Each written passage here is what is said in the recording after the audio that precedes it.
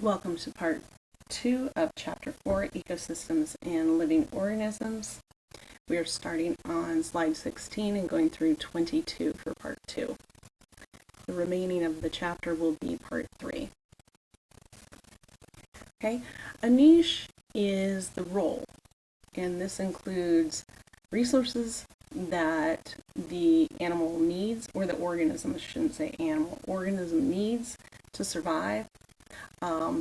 Habitat, where it lives, how it communicates with other species in that environment. Two types of niches, fundamental and realized. Niche, also think of it as a niche, kind of where you belong. Fundamental is the ideal area. This is where all the resources are available for that organism to be. The realized is where it actually is.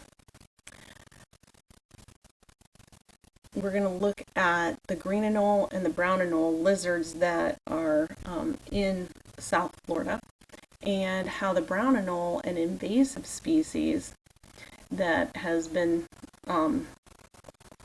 brought over to the United States, has outcompeted, if you will, the green anole in part of its ideal or fundamental niche.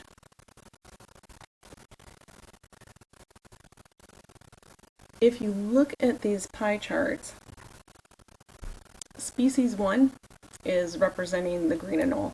Species 2 is representing the brown anole. Brown anoles, again, being invasive species. And we can do this here in South Florida because this is where we can see it. Species 1, think of your backyard. Most of the time here, you're going to see the brown anole, because in this area specifically, they have outcompeted the green anole, primarily because they don't have any predators. So what has happened is the green anole is in its realized niche out in the glades.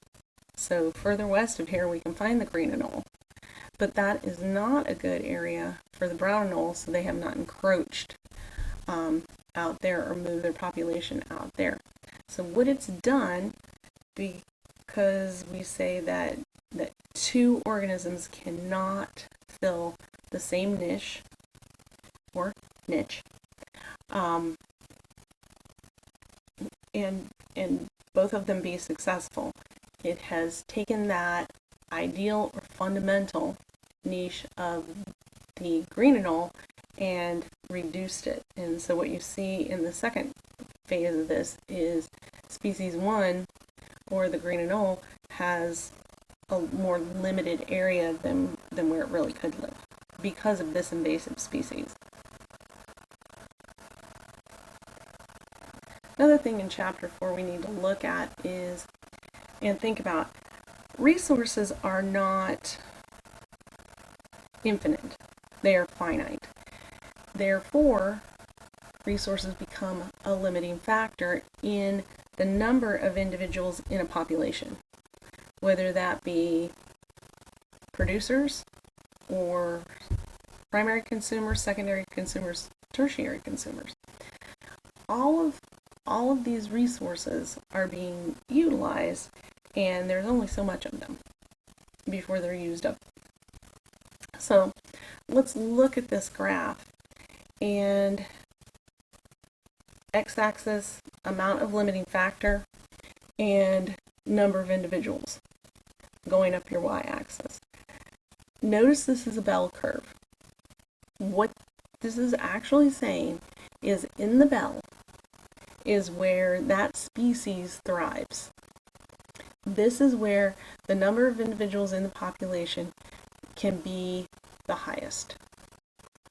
If the limiting resource is restricted, that's too little of it, then you'll see that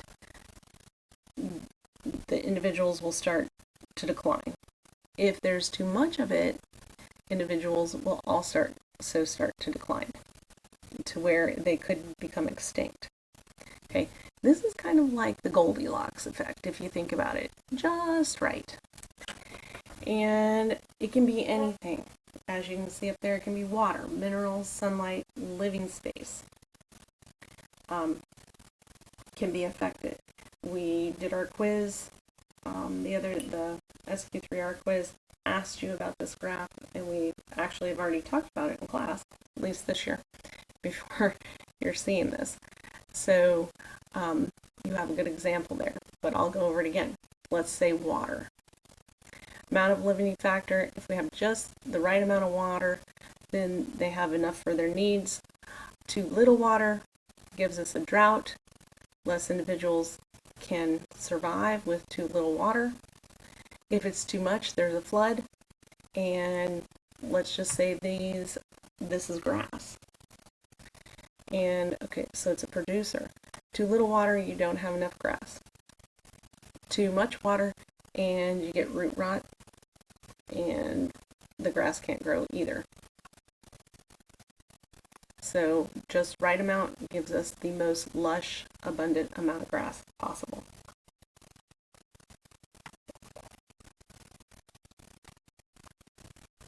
When you look at communities, you can't just look at one factor. You have to look at how different factors affect different populations. So when we're looking at this, and we're looking at this is an oak tree, and up north they produce acorns, and acorns are what squirrels eat, deer, and mice eat. So there's a bumper crop. A bumper crop means lots of acorns, which increases the mouse population, which brings more deer into the forest. Well, let's look at what happens with the mouse population. Well, more mice are good because it decreases gypsy moth pupa, which eat the oak trees, which means there's a healthier forest. So then it's going to be healthier next year. So that's a good thing all around. More deer are attracted to the forest. Deer always have ticks, and that means more deer, more density of ticks. And so if you're walking around out there, because it is a beautiful year to be out in the forest, then you have an increased risk for Lyme's disease. Lyme's disease is carried by ticks, and it is a bacterial infection that people can get. Kind of think you have the flu, you get achy, a little bit of a fever, but it is a serious condition that you need to go to the doctor and get antibiotics for. So in this instance, over on the right hand side, deer, tick, Lyme's disease, bumper crop of acorns is not necessarily a good thing. It means we have to be very diligent when we go out into the forest and be aware that that is actually happening.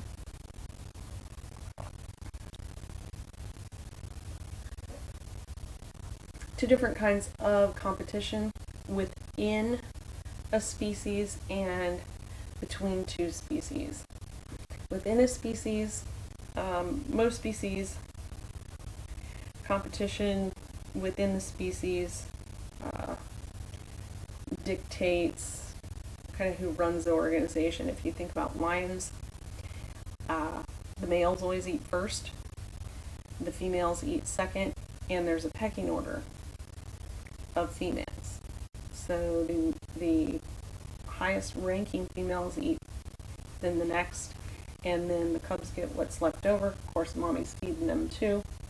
So there's a rank and file. So there is competition within a species. And then outside of species, two different species competing. I'm still going to go to the savanna and think about all the large grazers. They're all grazing for the same, or they're all competing for the same grass.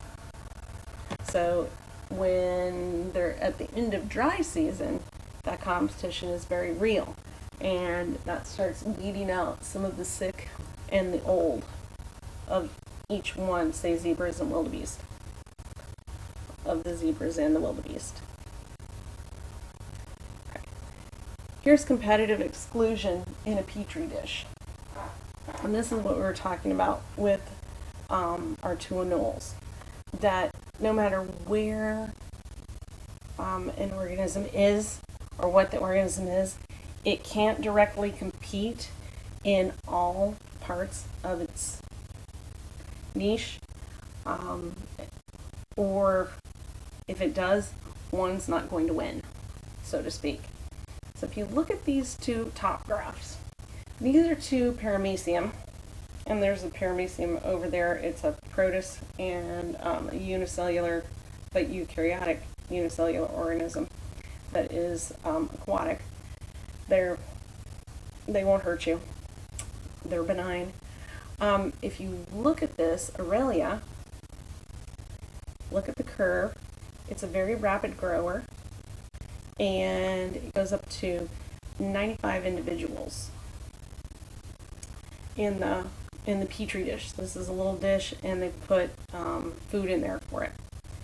And then if you look at Chpt, Chpt takes longer for it to reach its peak population. And then look at its peak population compared to Aurelia. Its peak population is only around 55 or 60 individuals.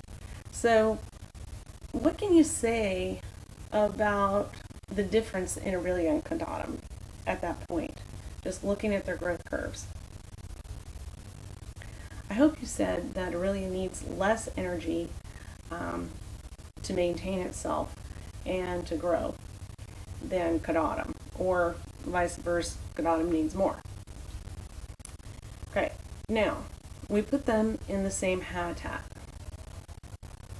utilizing the same resource. What happens? The faster growing Aurelia outcompetes Chpt.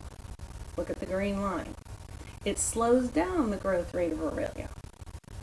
But Chpt requires so much more energy for reproduction and maintenance that it cannot outcompete. So it's actually been competitively excluded.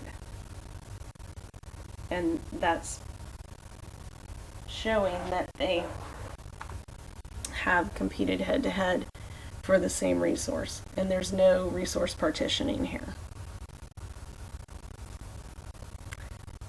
Speaking of resource partitioning, and I believe this is our last slide, resource partitioning means, there again, niches can never overlap. Therefore, completely. There's going to be some overlap, and you can see this. What you're looking at in these brown parts of the trees, these are all warblers, but they're different species. They do not interbreed. And this is the piece of the tree that they utilize for nesting and eating. So this is Robert MacArthur did a study on how these birds actually survive. And they actually have different nesting times, as well as not a different food source, but eating from different areas of the tree. And so this allows them all, while there's a little bit of competition, there's not a tremendous amount, and they can all live in sustainable numbers. And each one of them, if you look at these trees, has maybe a little bit of overlap with something else. Probably the yellow rumped has the least amount. It has a little bit with the blackburnian, but very minimal amount of overlap. Probably the two with the most overlap, I would say, would be the bay-breasted and the black-throated. Okay, this is the end of part 2. We will be going to part 3 in the next section.